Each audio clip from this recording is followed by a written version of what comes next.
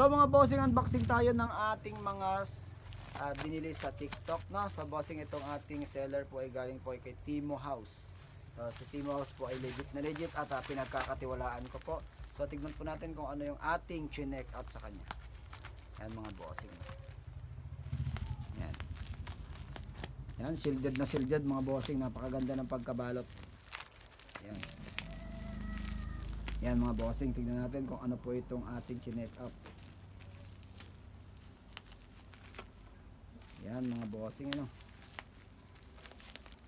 Yun mga bossing, ito pong terminal, terminal na mga bossing sa mga kon po ito. Nilalagay ko po sa battery, no.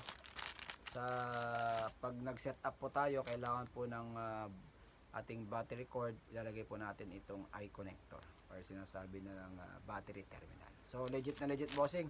Ang kinuha pala natin ni 2, 4, 6 mga bossing. Lagay ko na lang po yung description dyan sa baba ng video, o lagay natin sa yellow basket. So yan, check out mga bossing, legit. Thank you for watching. Bye bye.